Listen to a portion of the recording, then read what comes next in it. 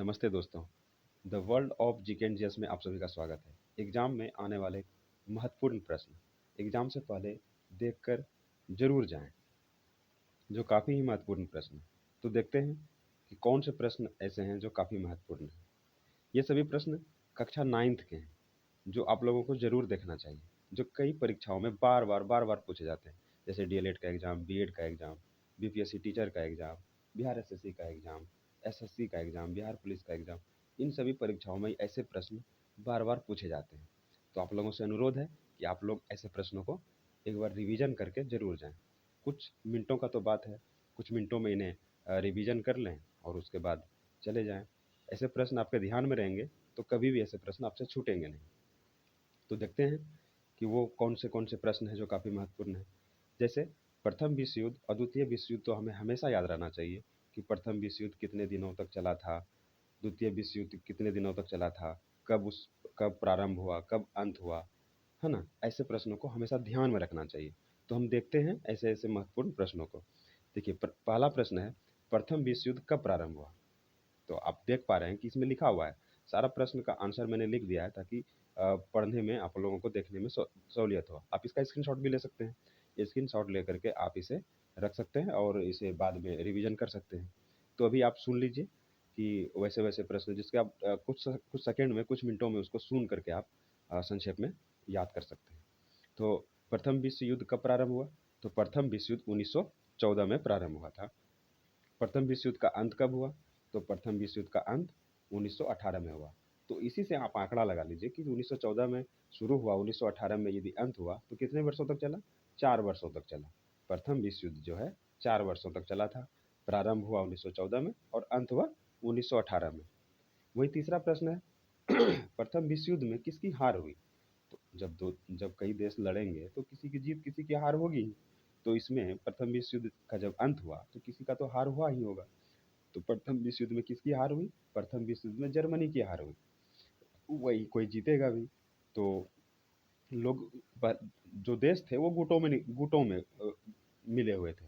तो कुछ गुट देश जो है जीते, कुछ गुट देश जो है हार गए। तो उसमें जो जीते थे जैसे फ्रांस, है ना? रूस तो प्रथम विश्व युद्ध से बाहर हो गए थे। फिर इधर आपका फ्रांस थे, अमेरिका थे, ब्रिटेन थे, ये सभी थे इधर। तो इनमें से प्रथम विश्व युद्ध में किसकी जीत हुई? तो फ्रांस इत्यादि देशों की जीत हुई। पाँचवाँ प्रश्न है, 1917 में कौन-सा देश प्रथम विश्व युद्ध से अलग हो गया? स्पष्ट प्रश्न है। रूस, जैसा कि मैंने अभी कहा कि रूस जो है प्रथम विश्व युद्ध से अलग हो गया था। ये सभी बाद में फिर इसमें मिलते हैं, कोशिश तो करते हैं, वो भी लड़ते हैं मिल कर के। लेकिन उनकी सेनाएँ ज़्यादा मर जाती है, जिसके वजह से उनको काफ़ी ज़्यादा नुकसान होता है और उनको लगता है कि नहीं ये सही नहीं है, तो वो युद्ध से बाहर हो जाते हैं। वहीं छठा प्रश्न है, वर्साई की संधि के फलस्वरूप किस महादेश का मानचित्र बदल गया? तो आप जैसा कि जान रहे हैं कि ये सभी देश यूरोप में ही है। तो भाई यूरोप में यदि विश्व युद्ध हो रहा है तो यूरोप का तो मानचित्र बदलेगा ही। तो इस प्रश्न का उत्तर है यूरोप महादेश। सातवां प्रश्न है, त्रिकूट समझौते में कौन-कौन से देश शामिल थे? त्रिकूट, हमें जैसा जैसा कि मैंने अभी कहा कि कुछ गुटों में बटे हुए थे। देश जो है कई गुटों में बटे हुए थे। जैसे त्रिकूट, त्रिदेशीय। तो त्रिकूट में जो देश थे वो थे जर्मनी, इटली, ऑस्ट्रिया और हंगरी भी थे। ऑस्ट्रिया के साथ हंगरी भी थे। तो इनमें जर्मनी, इटली और ऑस्ट्रिया त्रिकूट समझौते में शामिल थे। वहीं आठवां प्रश्न है, त्रिदेशीय संधि में कौन-कौन शामिल थे? तो त्रिदेशीय संधि में रूस, ब्रिटेन और फ्रांस शामिल थे। बाद में इन्हीं सब देशों का नाम द्वितीय विश्व युद्ध जब होता है तो यही लोग जो है मित्र राष्ट्र और धुरी राष्ट्र में आके बदल जाते हैं। तो वही 9वां प्रश्न देखते हैं, द्वितीय विश्व युद्ध कब प्रारंभ हुआ? तो वहीं हम इसी जगह पर हम देख लेंगे कि द्वितीय विश्व युद्ध जो है कब प्रारंभ हुआ और उसका कब अंत हुआ। तो द्वितीय विश्व युद्ध कब प्रारंभ हुआ? 1939 में प्रारंभ हुआ और 1945 में अंत हुआ। द्वितीय विश्व युद्ध का अंत कब हुआ? तो 1945 में। इसी जगह इसका आंकड़ा लगाएंगे कि कितने वर्षों तक चला। कभी भी एग्जाम में ऐसा प्रश्न पूछा जा सकता है कि द्वितीय विश्व युद्ध कितने वर्षों तक चला?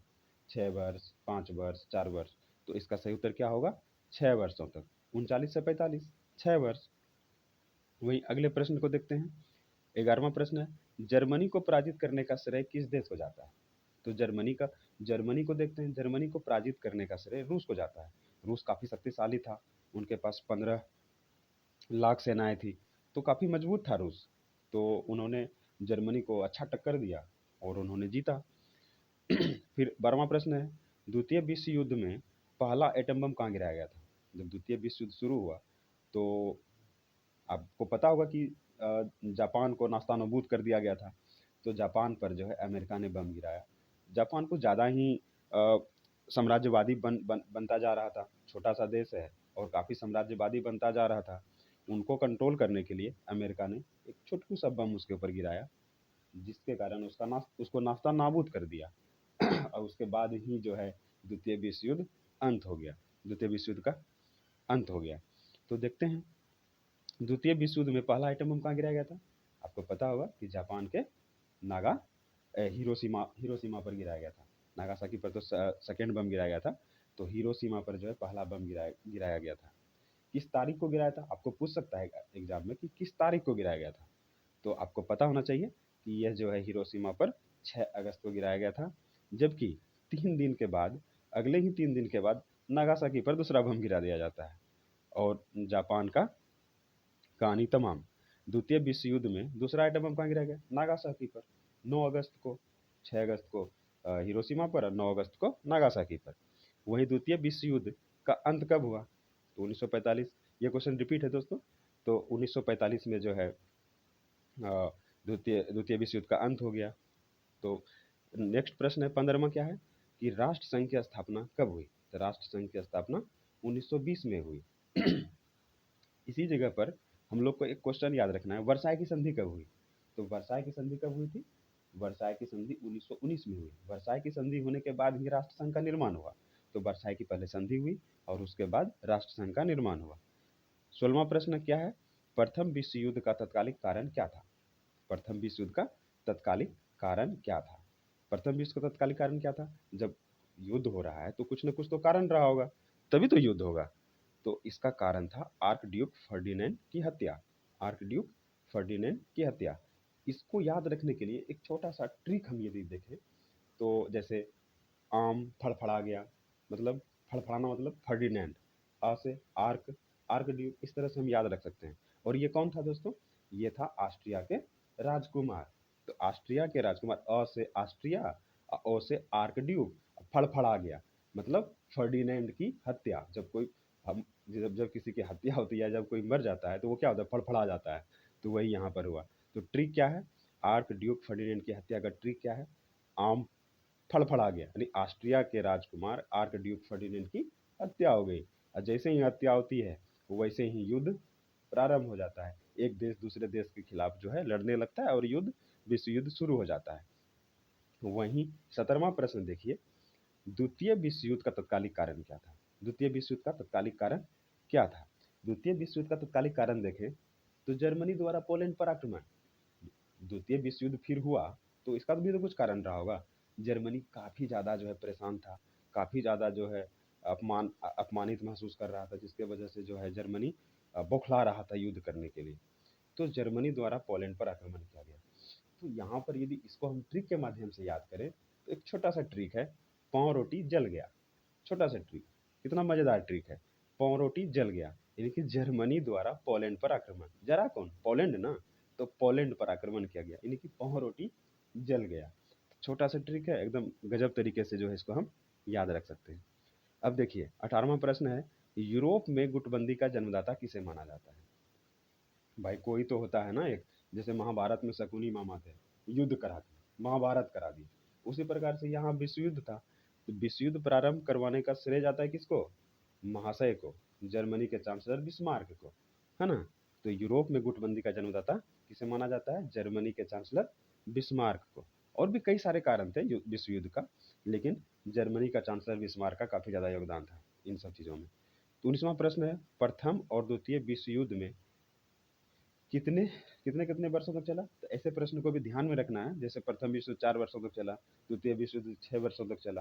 काफ़ी आसान प्रश्न है, लेकिन इसको ध्यान में रखना है दोस्तों। वहीं 20वां प्रश्न है, प्रथम विश्व युद्ध में फ्रांस, जर्मनी और रूस के पास कितनी कितनी सेनाएं थी? तो देखिए, सेनाएं भी तो सैन्यवाद जैसे हम पढ़ते हैं, सैन्यवाद में इसको हम पढ़ते हैं कि किसके किसके पास कितनी सेनाएं थी। जैसे फ्रांस के पास 8 लाख सेना थी, जर्मनी के पास जर्मनी के पास जो है 7,60,000 सेना थी और रूस के पास सबसे ज़्यादा दोस्तों 15 लाख सेना थी। किसी से टक्कर लेने के लिए जो है काफ़ी था ऐसी सेना। वहीं अब देखिए तो अगला प्रश्न देखते देखते हैं। ये प्रश्न जो है आपका क्लास 9th का जो है, क्लास 9th का फर्स्ट चैप्टर से है आपका, भौगोलिक खोजों से। आप देखेंगे ऐसे प्रश्न भी काफ़ी पूछे जाते हैं, जैसे वास्को डी गामा कहाँ का यात्री था?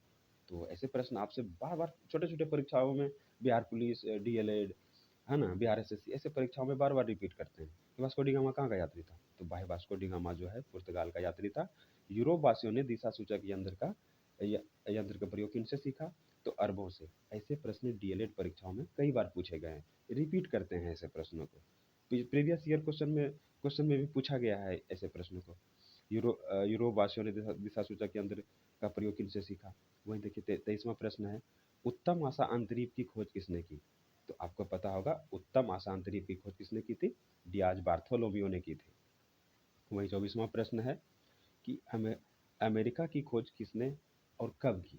तो अमेरिका की खोज कोलंबस ने किया। कब किया? 1492 ईस्वी में। इसमें दोस्तों थोड़ा सा गलत है, 1400, है ना, 92 ईस्वी में होगा, यहाँ 93 हो गया था। तो अगला प्रश्न वहीं इसी जगह पर यदि दूसरा प्रश्न हम आपसे पूछें कि भारत का खोज कब कब हुआ और किसने किया? तो भारत का खोज किसने किया था? किसने किया था? वास्को डी गामा ने किया था, है ना? और कब किया? 1498 में। इसी जगह पर ऐसे प्रश्नों को भी हम लोगों को देख लेना चाहिए। तो देखिए तो नेक्स्ट प्रश्न क्या है? कुस्तुनतुनिया का पतन कब हुआ? कुस्तुनतुनिया का पतन 1453 में हो गया था। नेक्स्ट प्रश्न देखिए तो क्या है? सर्वप्रथम विश्व का चक्कर किसने लगाया? तो सर्वप्रथम विश्व का चक्कर मैगलेन ने लगाया था। वहीं 27वां प्रश्न है, ऑस्ट्रिया ऑस्ट्रेलिया की खोज किसने की थी? ऑस्ट्रेलिया की खोज किसने की थी दोस्तों? कैप्टन कुक ने की थी।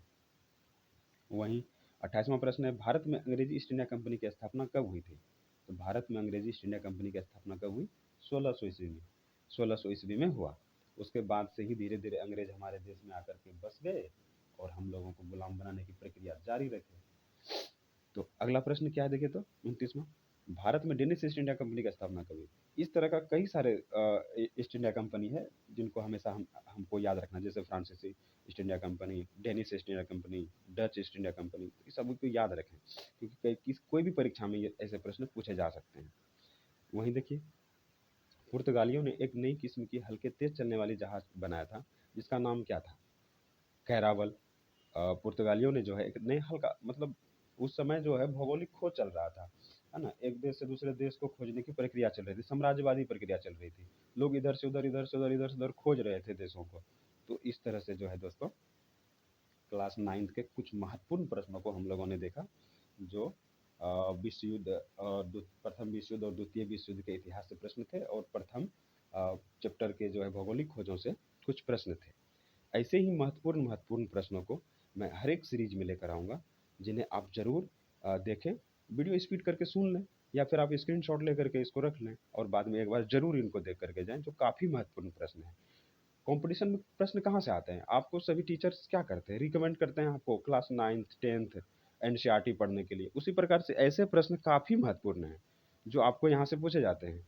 मैं क्लास 6 से लेकर के 12th तक के हर एक बुक का, हर एक सामाजिक विज्ञान के हर एक बुक का, विज्ञान के हर एक बुक का मैं इसी तरह से शॉर्ट फॉर्म में क्वेश्चन लेकर के आऊँगा, जिससे आप जो है अपनी तैयारी को मजबूत कर सकते हैं और किसी भी परीक्षा को आप निकालने का कर सकते हैं।